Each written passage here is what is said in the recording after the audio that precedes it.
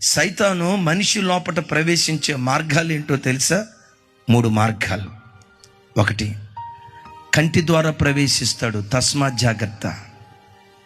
2, నోటి ద్వారా ప్రవేశిస్తాడు, తస్మాత్ జాగ్రత్త.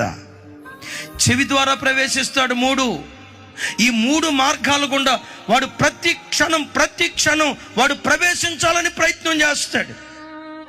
మనుషుణ్ణి పడగొట్టడానికి సైతాను వాడే మొట్టమొదటి ఆయుధం నీ కన్నే. నీ కన్నే, నీ కన్నే. అవమును పాడు చేసింది ఆ కన్ను కాదా? ఆకానును పాడు చేసింది ఆ కన్ను కాదా? సింహపు గుండె వంటి గుండె కలిగిన దావీదును పాడు చేసింది ఆ కన్ను కాదా? న్యాయాధిపతి అయిన సంసోను భ్రష్టునిగా మార్చింది ఆ కన్ను కాదా?